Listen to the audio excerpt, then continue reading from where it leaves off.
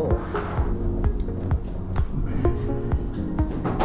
Good evening, ladies and gentlemen. Welcome to the Goldsboro City Council work session meeting of Monday, April 3rd, 2023. At this time, I would ask the clerk to call the roll, please. Mayor Ham, Here. Mayor Pro Tem Polak, Present. Councilman Broadway, Present. Councilman Gaylor. Present. So you can see that we have three members tonight.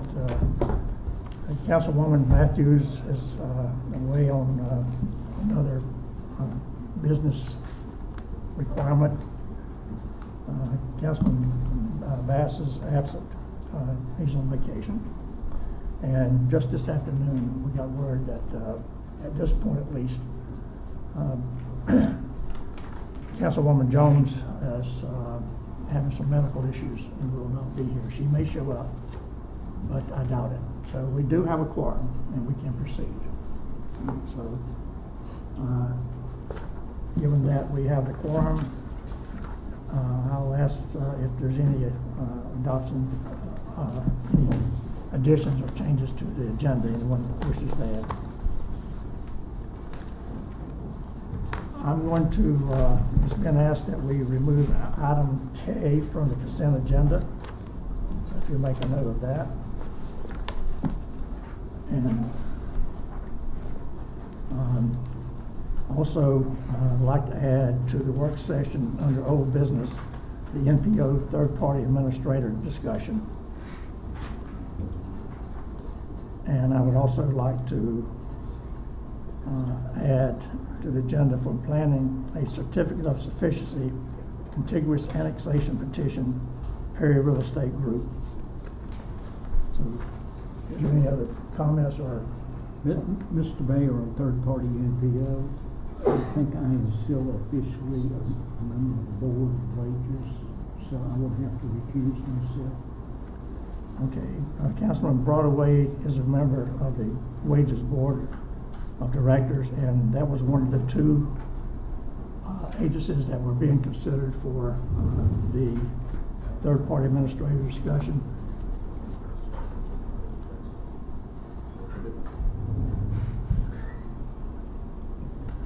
It's okay, it'll be just a majority of those present for that particular matter, as opposed to the other issues. Just for that one item. Yes, sir. So we'll you'll strike. have to make it, somebody have to make a motion for you to be excused from voting. When we get to that When one. you get to it, that's right. We still, with the three You members? can still do that, because again, it's the majority of those present. He's Okay, excused from all right. voting, so it'd be the majority of. I just asked it would be recused. No Okay, problem. okay. No problem. I just want to be up and down. Okay, so the three items that I just mentioned, removing item K from the consent agenda, adding the NPO third-party administrator discussion, and certification of sufficiency for the contiguous annexation petition to Perry Real Estate.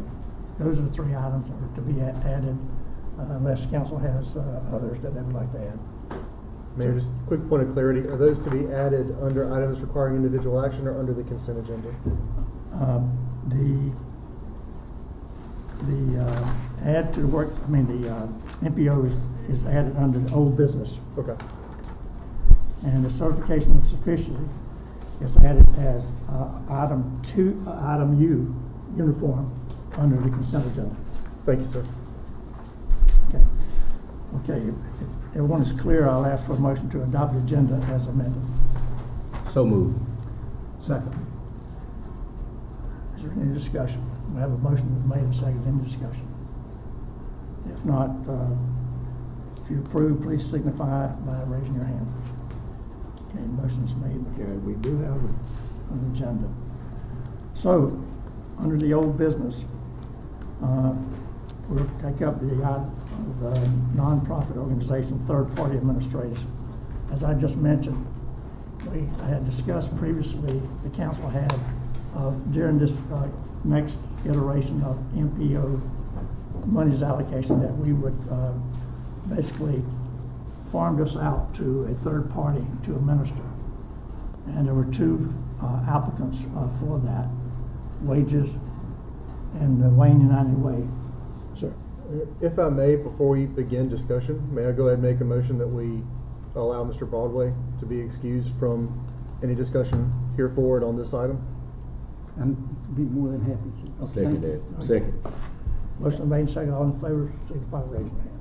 It was just, do we have in the record the reason why he's asked him to be excused, because he sits on the board of Yes. wages? Is Yep. that in the record? In Well, the we'll minutes? put that in the Due to record. a He's already- con- I've due to a already spoken conflict of to board that, membership. but, Yes. if you'll Thank you. present it as a matter of reasoning for him being recusing himself from that.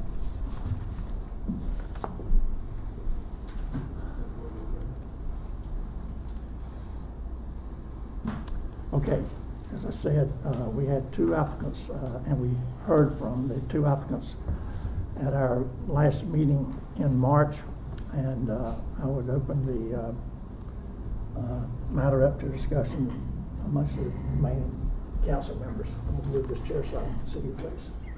Excuse Should I me. slide over? Before y'all start, I got a motion and a second. Did y'all vote to excuse him? We did. Okay, thank you. My only comment is that I feel strongly that we should use a third-party administrator this upcoming year. Staff at Retreat was notable in their agreement on that.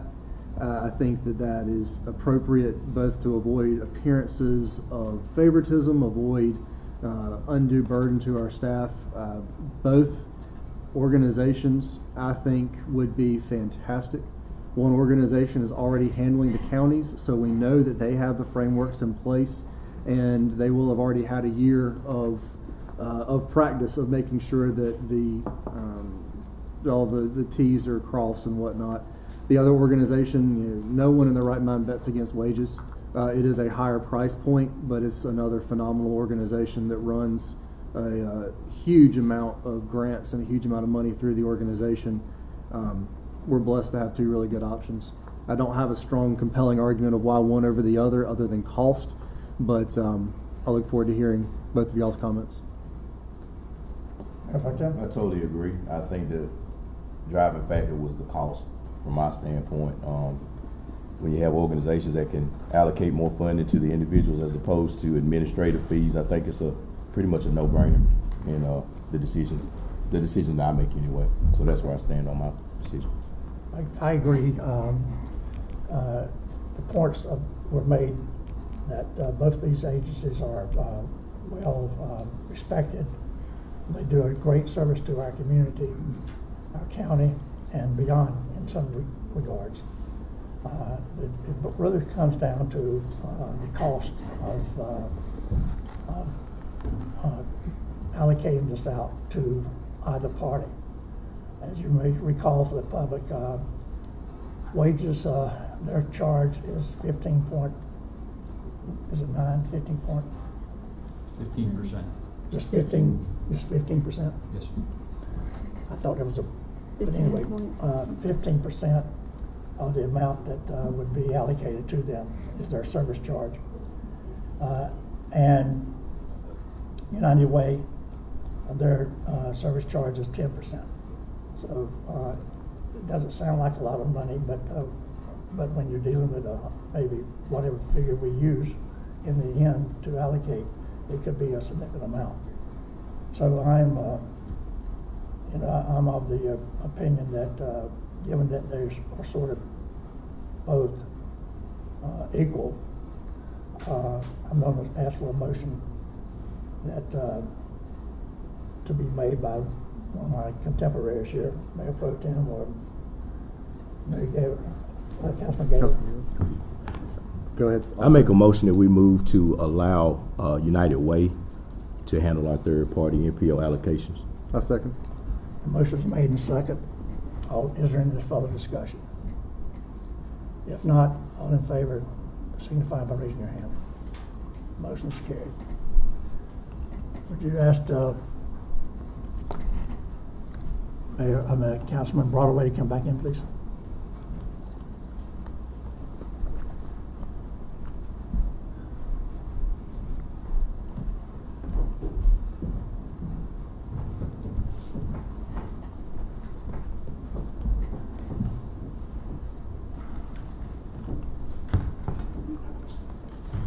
Okay. Councilman brought away, just for your information, the remaining members here voted for the United Way to be our administrator for our MPO funds.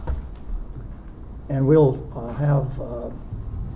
invite the spokesperson for United Way to come at our next meeting and discuss with us how the funds, how the process might work, as well as us giving it guidance on how we would like to see it work and so forth.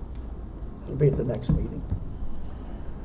Next item under new business, we have EPA Brownsfield Planning Grant by Downtown Development.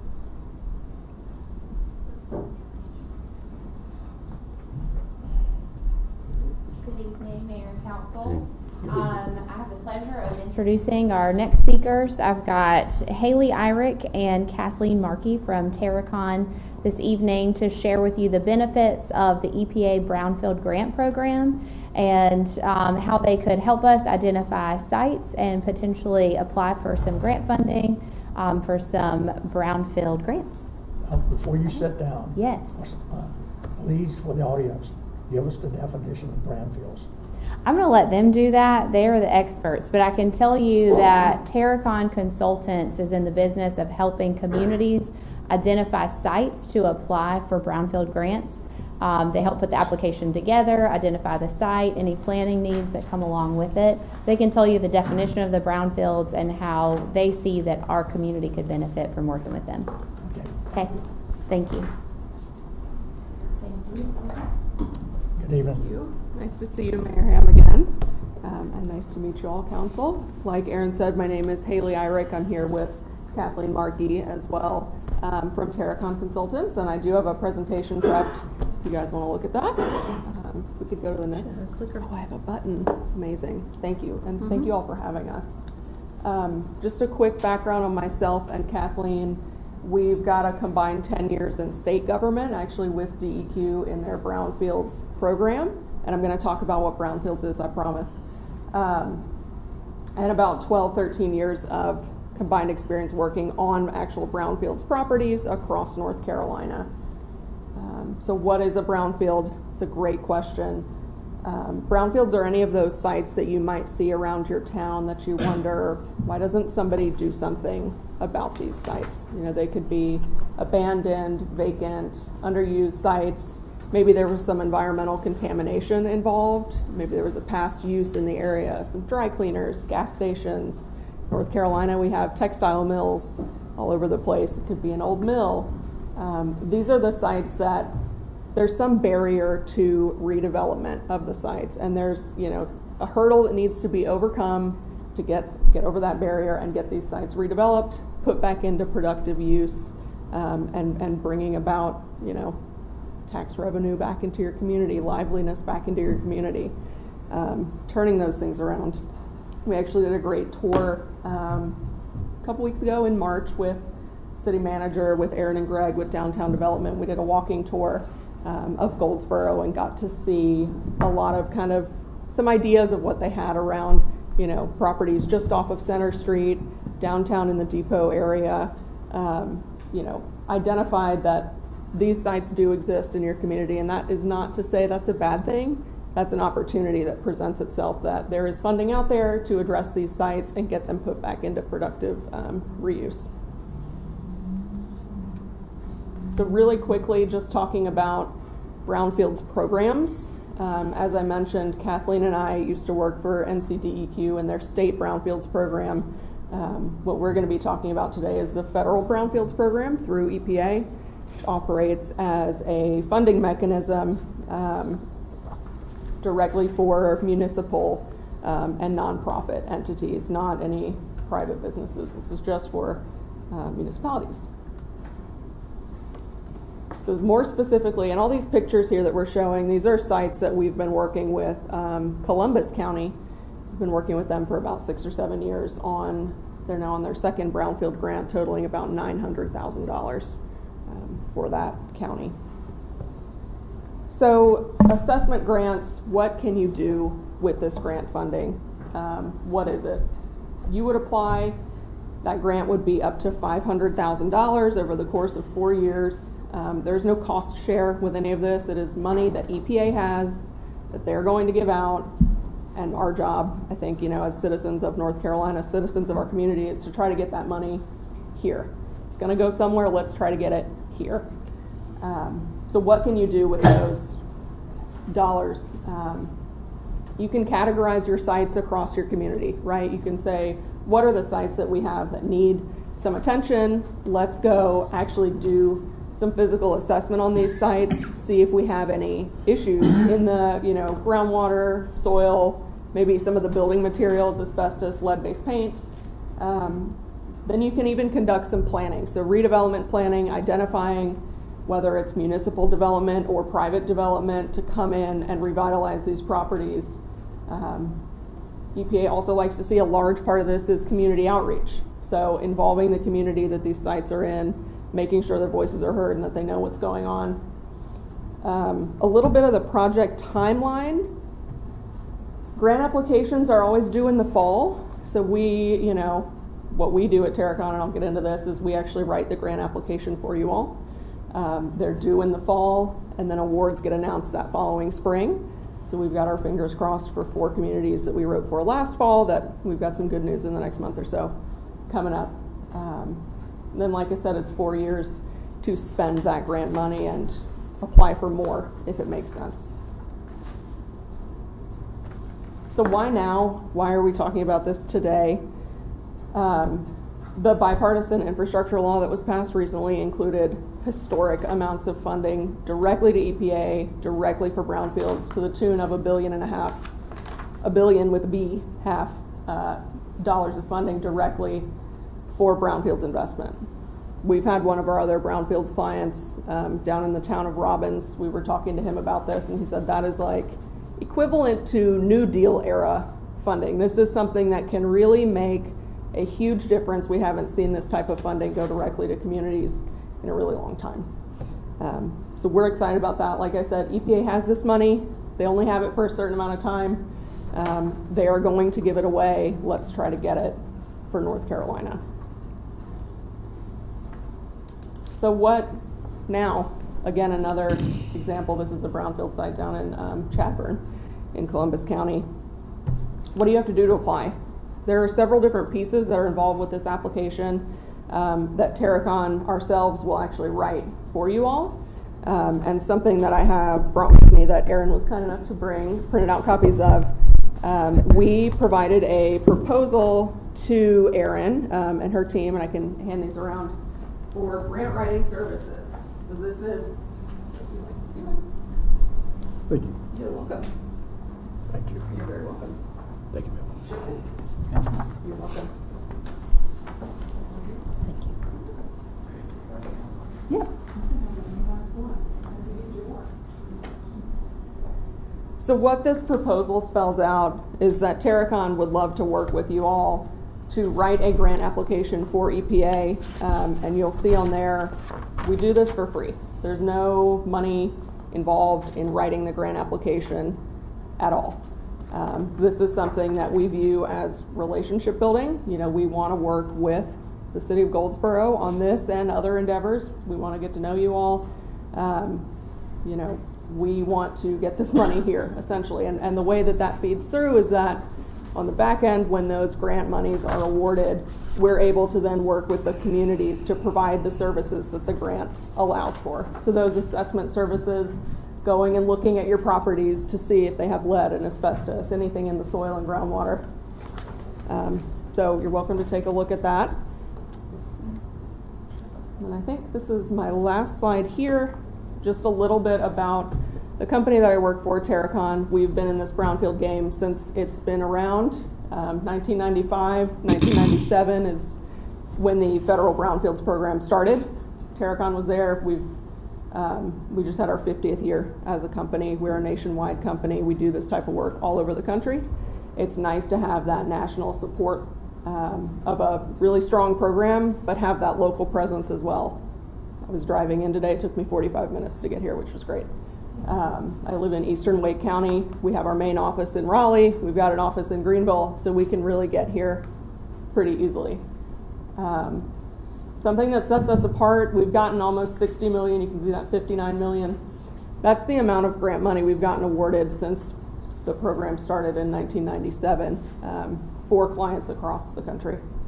And you know, something else that sets us apart is that our success rate is about double, that's 78%. For grant writing, that's actually getting those grants awarded is 78%. And the reason that it's so high is that we are selective about who we want to work with to write grants. We want to work with municipalities that are ready, that kind of have some things going on already. There's momentum, EPA really likes that, and we want to be successful. So that is what I have. Again, my name is Haley. I'm here with Kathleen. Thank you very much for your time. And I'll take any questions if anyone has them. What were some of the sites you looked at? What are some of the sites we've looked at? Yeah, so we've looked at, you know, different sites. We've looked at National Guard armories. We've looked at old textile mills. We've looked at dry cleaners. We've looked at gas stations. We've looked at just downtown buildings that might have been in proximity to some of these uses that could have contaminated. Excuse me, pretty much you name it, we have looked at it. Well, we've got some of those. Yeah. Here in Goldsboro, you saw a few things. Yes. And you're going to continue to look. Is that correct? Yes. Yes, absolutely. And do you have time constraints? Time That's constraints. When you have to submit the grant by for council to approve the process? So for the, like I said, the grant applications themselves are due to EPA in usually October, November. The grant writing process can take a little while. You know, it's a 20-page story. Essentially, we're trying to sell EPA that Goldsboro needs this money. You know, and it's going to go to someone for review that's in Montana and doesn't know anything about Goldsboro. So we're painting a picture for them about your community and about why it needs this money. So really, the sooner the better that we would have that approval to sign this contract that you all have that says we're happy to write this grant for you for free, and get that ball rolling. Sort of the sooner is the better. Good question. So I'm going to drill down a little bit on the question that Councilman Hardaway asked you. Sure. In your walk around with our manager, assistant manager, and Aaron, did you leave here with certain locations or properties that would be good candidates for Yeah. Brownfield? Yep, I think so. We kind of looked at the rail line, and you'll have to pardon me, I don't live in Goldsboro. I don't know these sites as well as you all do. Right by your fire station that's been converted into an event space. There's the rail line that goes down the middle. Do you remember looking at that? Talking about at the end of At the Nash end Street, of, by the plane. yes, at the end of Nash Street by the plane. Talking about that rail line and how it's sort of a cutoff at the end of town and how it could be something so much more. Maybe it's a park, you know, maybe it's just gathering space for folks. It doesn't have to kind of end the wonderful development you have along Center Street, kind of just abuts on the plane, right? So keeping that going down that way. We looked at the Depot district as well and saw some of the work that's been done down there already to keep that building in place, and it looks fantastic. You know, it's a shame when we see these properties falling down. So preserving them is important, but you know, the area around that as well, it looked like there were a lot of boarded up kind of vacant buildings on the, is that the west side of town going out that way? Union Station area? Yes, Union Station. So I'm going to drill down a little further on that. Sure. I'm assuming then Mr. Salmon and Ms. Forsaker, that you all and Matt are going to give her some guidance, further guidance, that would cause you to write a grant request. I see the grant request has to name certain properties that are in that brownfield category, that the monies would be useful, correct? Yeah, so the way the application itself works is that you can kind of be broad and talk about districts, you know, areas that you'd like to see this money used for versus saying specifically this site and this site. Right. You know, it's good to have a couple things in mind. but the grant doesn't hold you to that. You know, $500,000 will go a long way across a lot of properties. So EPA likes to see 1 or 2 example sites that you have an interest in, or districts or areas of town. And one other thing to mention is that, you know, this does not have to be restricted to your downtown corridor. It can be kind of anywhere that you would consider Goldsboro. Any old mills that you might have, things like that. Yeah. So I have a question. Sure. The plot of land adjacent to my Masonic Lodge used to be dry cleaners. Of course, the structure is no longer on top of the ground, Sure. but it does have some tanks that are underground. Yep. Would this program excavate and contain, and because right now we can't expand or build a structure on that due to the fact of the hazardous material underground. So Yeah. this money would also be able to do that excavation and containment to Yes. possibly build on that property. Yep. Okay. Yeah. So I mentioned National Guard Armory. We just did a underground storage tank pull out Okay. there last month down in Columbus County, where the way EPA is nice, they're kind of flexible about how you spend this money, and it never hurts to ask the question. So traditionally, from an environmental standpoint, removing a tank would be considered a cleanup activity, right? Yes. With these grants particularly being assessment focused, so gathering information. The argument can be made, we need to collect samples and we need to get them from under the tank. Yes, ma'am. So we're gonna pull the tank out to get the samples, Yes, and ma'am. there's kind of a workaround, which course.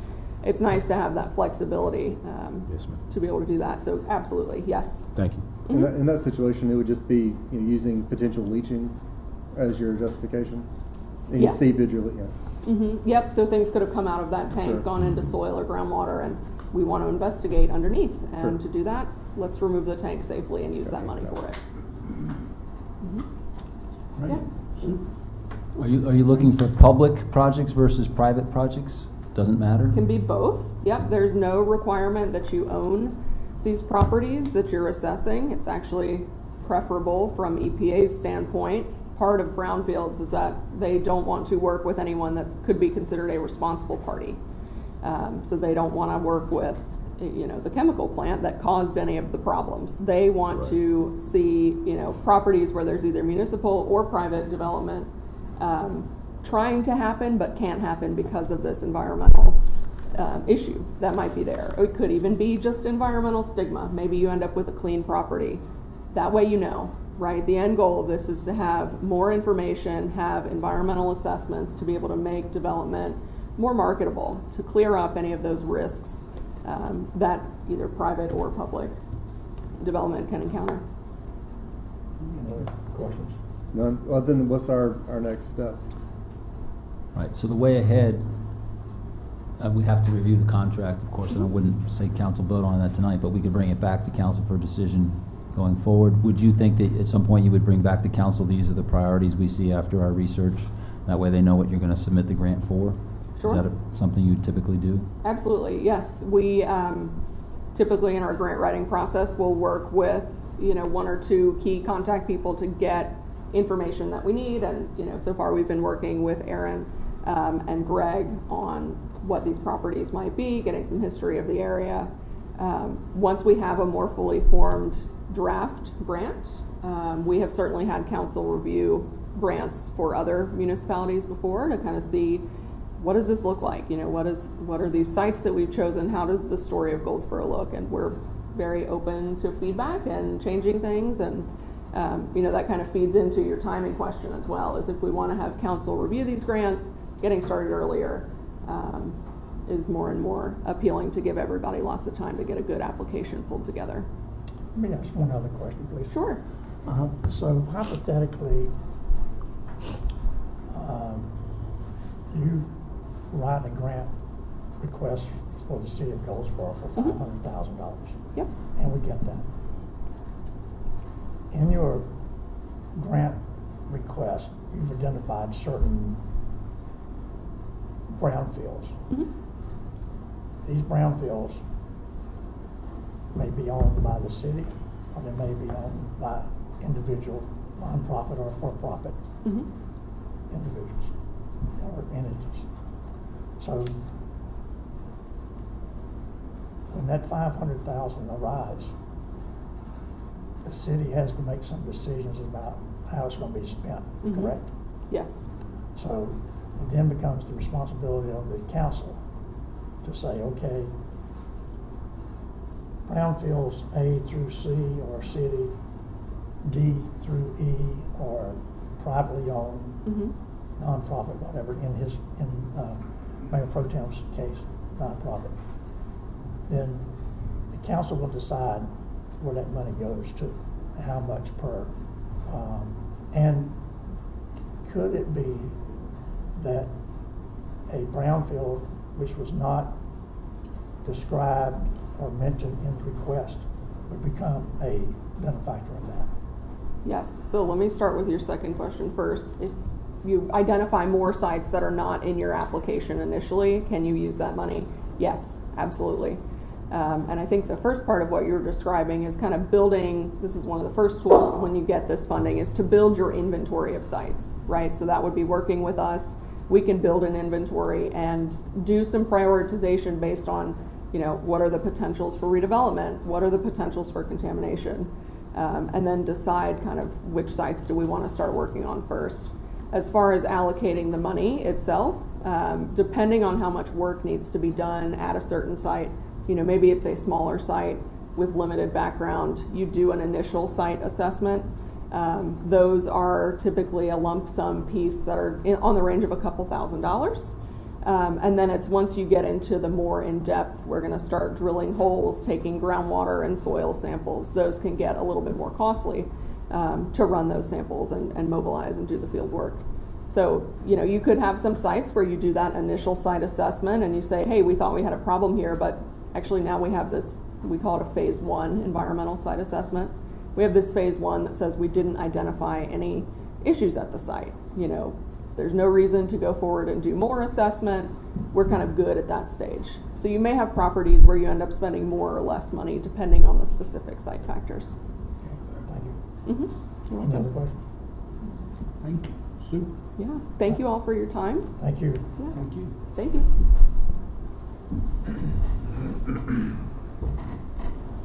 Okay, next item is our NCLM delegate voting manager. Yes, sir. The nomination period for the 2023-2024 North Carolina League of Municipalities Board of Directors is April 14th through the 19th. Each member municipality shall designate one voting delegate who is eligible to cast a single vote. Typically, this has been the city manager. Would you like me to do that again? If so, I'd be happy to do so. Any objections to our manager being the delegate again this year? Thank you. All righty. motion on Ladies and gentlemen, we are, let me just ask, do we have any closed session items on the agenda? I didn't cover that. We have closed session minutes, and I have something I can talk about briefly. Okay, so with the board's. You want to go to consent agenda first, sir? Review the consent agenda before we go to closed I didn't session? want to forget that. Yeah, okay. Okay. So let's move over to the consent agenda, and but let me go back to the agenda itself. We need to add closed session. It's already on the agenda. Okay. Yep. Yes, sir. It's on there, but we didn't have a topic. Right, yes, sir. We have it on there every time, but we don't put a topic. We just say while we're going into closed session. Okay. All right, Ms. Salmon, go ahead with the consent agenda. Okay, Catherine, accept or reject initial bid and authorize finance to advertise for upset bid of 111 North Slocum. Good evening, Mayor and Council. Do. We have tonight before us an offer the city has received on city-owned property only. It's 111 North Slocum Street. The offer is Christopher Michael Jones. The offer is $3,500. Bid deposit was $175. The tax value is $6,880. The offer is at least 50% of the value of the property, and the bid deposit of 5% has been received. At this time, I just need for council to either accept or reject the offer on 111 North Slocum Street. Council, is there a motion to accept the offer? Motion to accept. Is there a second? Second. Any discussion? All in favor of accepting the offer as submitted, please signify by raising your hand. Okay, item K is deleted. Yes, sir. Item L, ratifying the economic development agreement between the City of Goldsboro, WNB landlord, and the County of Wayne, downtown development. Ms. Fonseca. Good evening again. As you said, I have item L, ratifying the economic development agreements between the City of Goldsboro, WMB Landlord LLC, and the County of Wayne. The City of Goldsboro entered into an economic development agreement for a performance-based loan on February 15th, 2019, and an economic development agreement for a property tax grant on February 18th, 2019 with WMB Landlord LLC, a subsidiary of Rehab Development, Inc. Rehab Development, Inc. completed a $13.9 million historic rehabilitation project in April of 2022. The project included 6 historic buildings, 10,900 square feet of commercial ready-to-lease space, and 63 market-rate residential units, successfully repurposing 67,000 square feet of formerly vacant, non-productive space. The performance-based loan of $300,000 was distributed in 3 installments and forgiven after thresholds of performances were met and substantiated. The property tax grant reduces the city property tax cost by 90% in years 1 through 5, 75% in year 6, 60% in year 7, 45% in year 8, 30% in year 9, and 15% in year 10, for a total current estimated tax value grant of $469,463. The original agreements were amended on June 15, 2020, and approved by council. The amendment included updated official measurements and an increase in anticipated units from 55 to a minimum of 60. Staff is requesting that council approve the resolution to ratify the agreements executed on February 15, 2019 and February 18, 2019, as well as the amended agreements which were executed on June 16, 2020. Pursuant to General Statute 158-7.1, a public hearing was held on November 20th, 2017. A resolution is not required, but it is preferred. It is recommended that council adopt a resolution ratifying the economic development agreement, performance-based loan executed on February 15th, 2019, and the economic development agreement property tax grant executed on February 18th, 2019, as well as the amended agreements executed on June 16th, 2020 between the City of Goldsboro, WMB Landlord LLC, and the County of Wayne. The original executed agreements are attached. I know it's lengthy, but you have all 4 of the agreements in there. And then the resolution is on the second page. Do you have any questions? I think it's been a smashing success. I mean, this is one of those where that all of the developments happened, and it's happened quickly. Yes. Okay, Absolutely. Okay, thank you. thank you. The Planning Department has 5 items. Austin, bring. Yes, sir. Good evening, Mayor. The first item we have is setting the public hearing date for the contiguous annexation petition for Highland Trails. This is for a 62-lot subdivision. Back in January, council directed the clerk to certify sufficiency for this annexation request.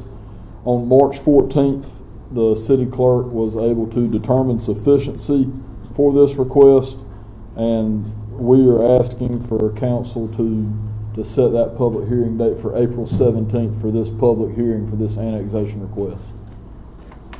Any questions?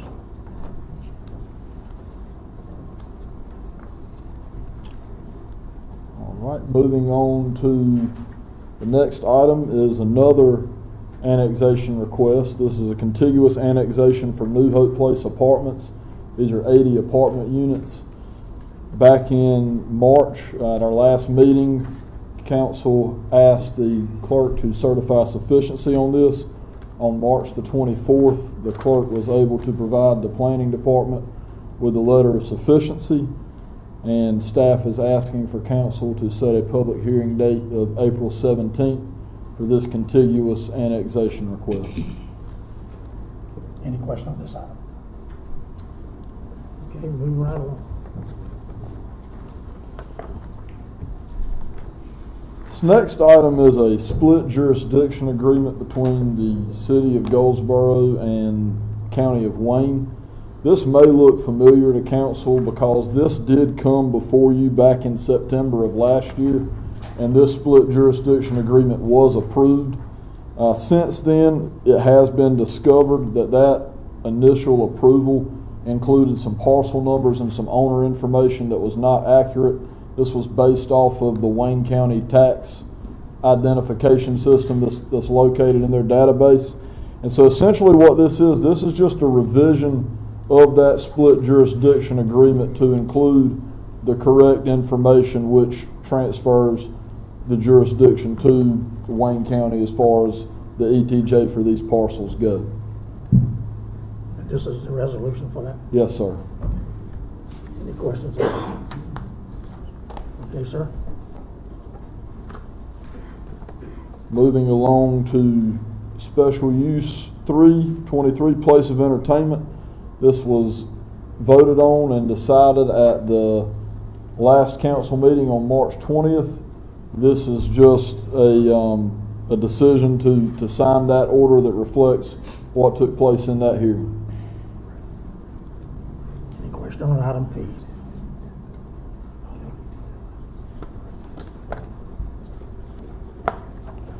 And then SU4, again, this is another one that was heard and decided on at the March 20th meeting. And the mayor shall sign the order to approve as this is not up for any kind of further deliberation. Any questions?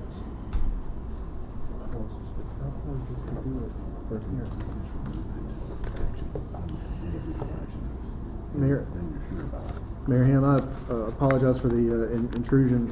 I would like to make a motion that we place, that we amend the agenda of the day and place item P on items requiring individual action, purely to allow for a possible, to avoid any appearances of impropriety at all. Okay. You may recall, Mayor, this was the one you were excused from voting on before, so I Yes. think all aspects of it. I recused myself from the voting of this. Absolutely, yeah. In March, because I am an interested party in that I own the building that which this action was brought before the council. Not the business, but the building. So Mayor Ham, to restate my motion, I realize that I'm slightly out of order here, but as a point of information, I move that we amend the agenda of the day to place item P, remove item P from the consent agenda and place it under items requiring individual action. Second. So moved. Motion's made and second. All in favor, or is there any further discussion, by the way? All in favor, signify by raising your hand. So we move that to items requiring individual action, item P.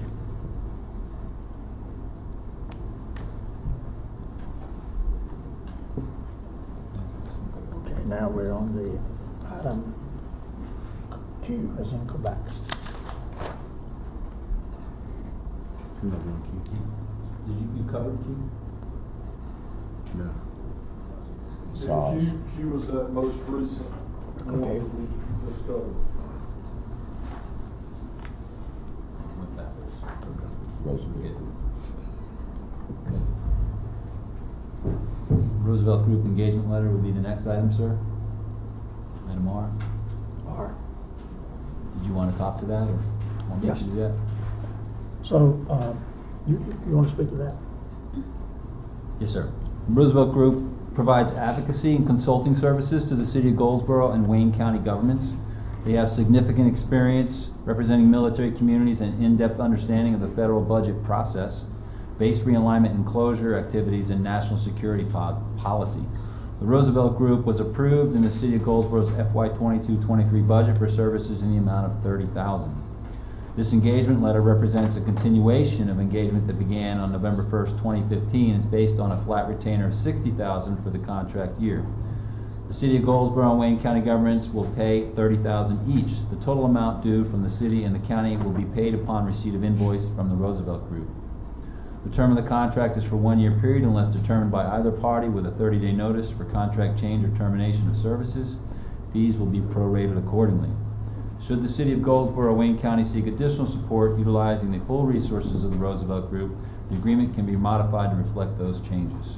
Staff recommends council adopt the following resolution authorizing mayor and city clerk to execute the engagement letter with the Roosevelt Group.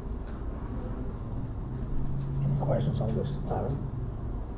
Fully support. Yeah. Fully support. Okay. Item S is a resolution in support of rail service from Goldsboro, North Carolina to Wilmington and Raleigh, North Carolina. Every year, railroads save consumers billions of dollars while reducing energy consumption and pollution. The North Carolina Railroad manages 317 miles of rail corridor spanning the state of North Carolina from Morehead City to Charlotte, over which about 60 Norfolk Southern freight trains and 10 Amtrak passenger trains travel each day. Annually, North Carolina's passenger rail service contributes to 430 jobs, 20 million in earned wages, 30 million in gross state product, and 47 million in benefits rail passengers receive from taking the train instead of other modes of transportation.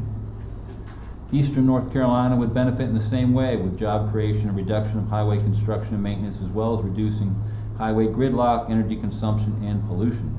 Goldsboro and Wayne County are home to Goldsboro's Union Station, a once thriving rail depot from 1907 to 1968, which could one day support passenger and rail service again.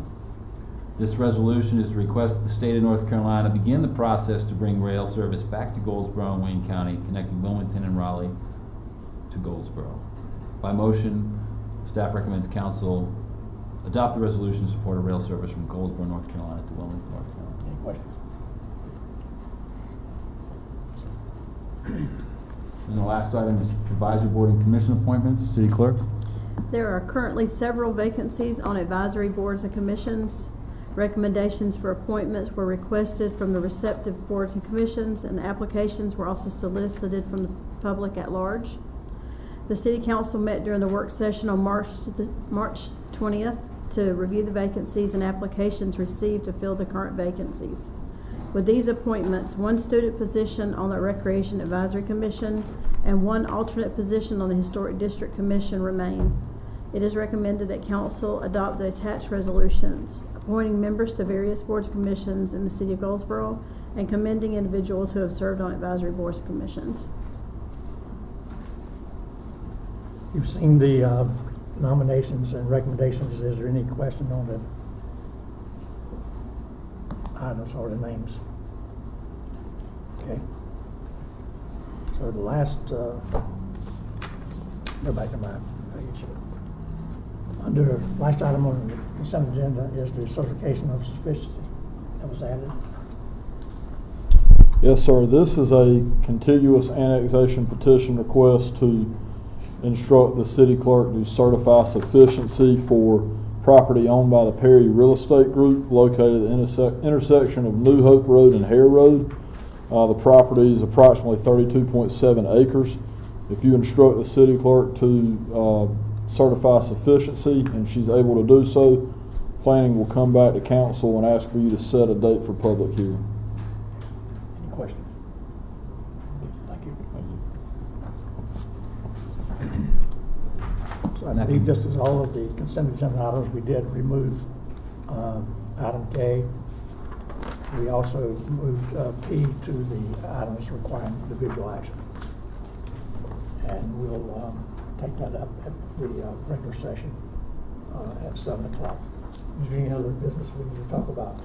We can go to closed session when you're ready, sir. Go into closed session for this, okay. Okay, ladies and gentlemen, we're going to go into closed session and after we get the motion to do so, but Right. I'm just telling the audience what we've already. I'm going to ask for the motion to do so. Just what it's based upon. Okay. I want them to hear what we're going to do. I understand. So we're going to go into closed session here momentarily. You're invited to come back at 7 o'clock if you like. Thank you. So could I have a motion to go into closed session? Motion to go into closed session. The purpose Litigation. For purpose of motion to go into closed session for purpose of litigation. for litigation? Yes. Okay. Is there a second? Motion is made, second. Is there any further discussion?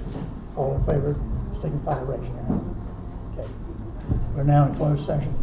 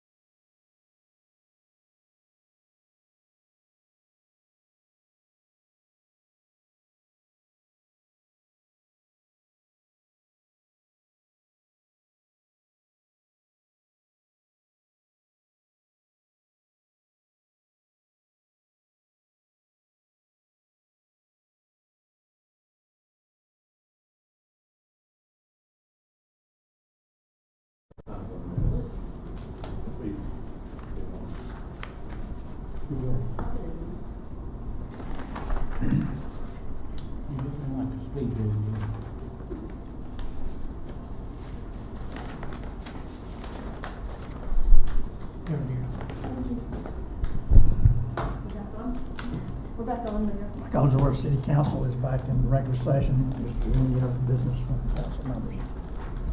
If not, we'll recess until 7 o'clock.